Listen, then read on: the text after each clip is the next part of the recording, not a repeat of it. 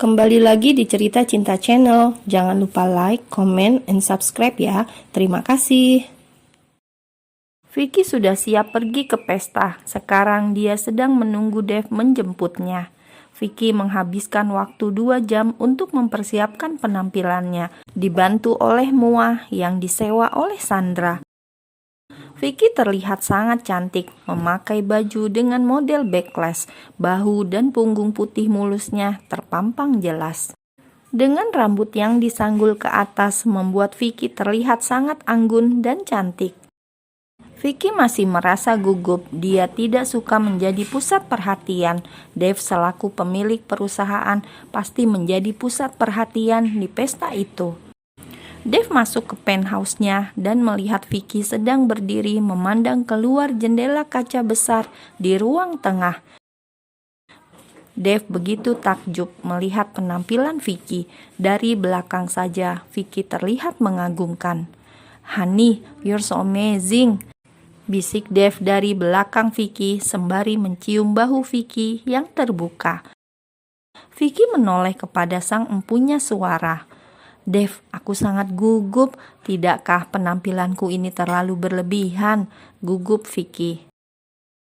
"Sayang, kau sangat cantik dan aku akan selalu di sampingmu. Jadi jangan gugup, oke?" tegas Dev yang menggenggam tangan Vicky. Lalu mereka pun pergi ke hotel tempat berlangsungnya pesta perusahaan. Ketika sampai di depan lobi, begitu turun dari mobil, kedua pasangan itu langsung disorot oleh kamera awak media. Dev menggandeng tangan Vicky sehingga rasa gugup Vicky agak berkurang. Vicky mulai bisa menyesuaikan diri di dalam pesta ini. Dev memperkenalkan Vicky kepada beberapa klien pentingnya, termasuk kepada keluarga Brown yang notabene keluarga mantan tunangannya. Setelah mengobrol cukup lama dengan beberapa klien, Vicky pamit pada Dev untuk ke toilet. Setelah keluar dari toilet, Vicky bertemu dengan Sienna yang terlihat baru memasuki toilet dan hanya ada mereka berdua di ruangan itu. "Halo Nona Sienna, kau baru datang. Aku tidak melihatmu tadi, tapi aku sudah berkenalan dengan keluargamu," ucap Vicky ramah. "Aku sudah datang dari tadi, tapi aku terlalu sibuk mengobrol dengan beberapa pengusaha," jawab Sienna agak angkuh. "Baiklah, aku duluan," pamit Vicky. "Tunggu, aku tahu kalian dijodohkan oleh Auntie Rena. Perlu kau tahu, aku dan Dev dulu saling mencintai," jelas Sienna dingin. "Lalu, apa masalahnya? Kau masa lalunya dan aku masa depannya. Permisi," pamit Vicky jengah. Sienna yang merasa diabaikan merasa kesal dengan sikap Vicky yang terlihat santai. Vicky berjalan melewati lorong menuju ballroom pesta itu berlangsung. Tiba-tiba ada pria yang memanggilnya. "Violet, Violet, tunggu!" panggil pria itu. Vicky yang merasa namanya dipanggil otomatis menoleh ke asal suara. Betapa terkejutnya dia melihat siapa yang dia lihat. "Paman," lirih Vicky dengan menutup mulutnya. "Akhirnya aku menemukanmu," seringai pamannya yang membuat Vicky ketakutan. Lalu Vicky langsung berlari melewati lorong yang sepi itu. Sang paman berhasil memegang pergelangan tangannya.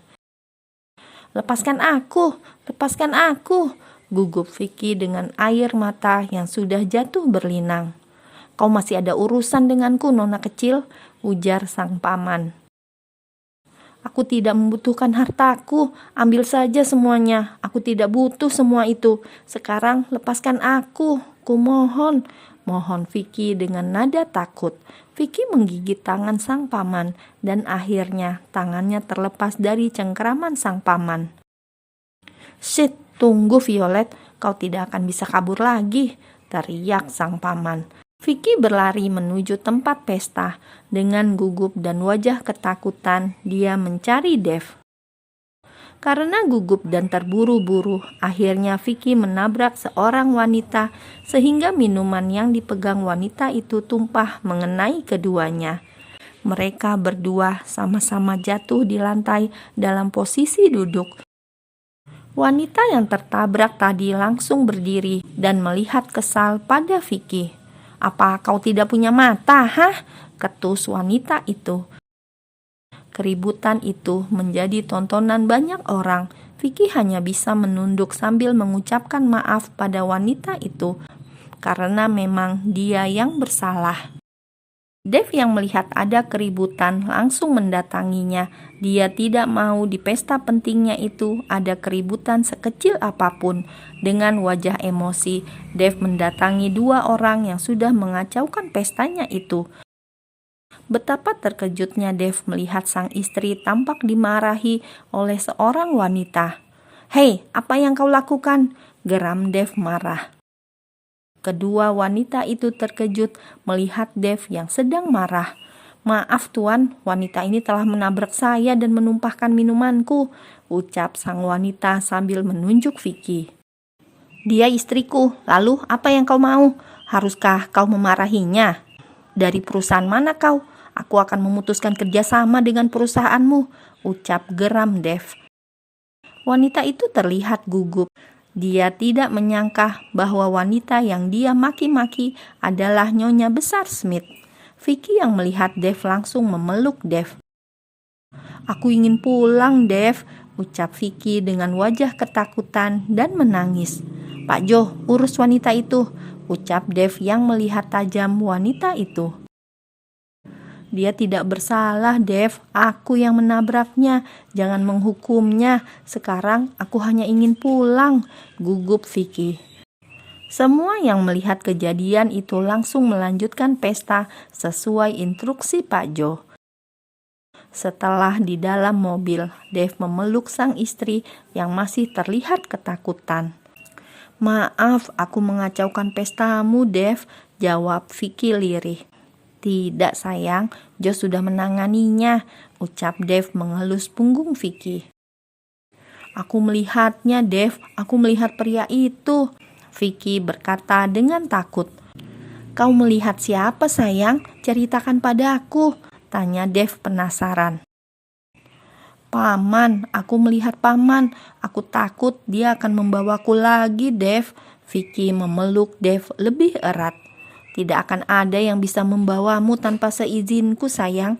Aku akan mengurusnya, percayalah padaku," tegas Dave. Setelah sampai di penthouse, Dave menggendong Vicky ke ranjang. Vicky tertidur ketika sampai di penthouse. Dave membuka baju pesta Vicky dan menutup tubuhnya dengan selimut. Dave langsung menghubungi Pak Joe dan memerintahkan melihat CCTV untuk melihat dengan siapa Vicky tadi berbicara. Setelah memerintahkan Pak Joe, Dave langsung ke kamar mandi dan mengganti bajunya. Dia langsung merebahkan dirinya di samping Vicky dan memeluknya dari belakang. "I love you," bisik Dave yang mencium kepala sang istri. Pagi menjelang, Vicky dan Dave terbangun dari tidur nyenyaknya. Dave lalu menggendong Vicky ke bathroom untuk memandikannya. Dave tahu Vicky masih merasa takut dengan kejadian semalam, jadi Dave ingin membuatnya rileks. Mereka mandi bersama di bathtub menikmati air hangat. "Aku sudah mengurus pamanmu, sayang. Dia tidak akan mengganggumu lagi," ucap Dave lembut. Vicky membalikkan badannya dan menghadap ke arah Dave. "Benarkah? Terima kasih, Dave," peluk Vicky. Tanpa aba-aba, Vicky langsung mencium Dave dengan ganas. Entahlah, Vicky hanya ingin sedang melakukan hal ini dengan Dave. Vicky sangat mencintai Dave. Itulah yang dia rasakan saat ini, dan Vicky tidak ingin kehilangan Dave. Dave yang mendapat serangan tiba-tiba dengan senang hati membalas ciuman Vicky. "Gadis nakal," ucap Dave dengan suara serak. "I learned it from you, honey," jawab Vicky menggoda. "Kau yang memulainya, jadi bersiaplah sayang," ucap Vicky dengan senyum semiriknya. "I'm ready," tantang Vicky dengan tangan yang sudah menjelajah tubuh Dave. Dan itu berlanjut menjadi adegan panas suami istri yang berakhir sampai jam makan siang, dan mereka benar-benar melupakan sarapan.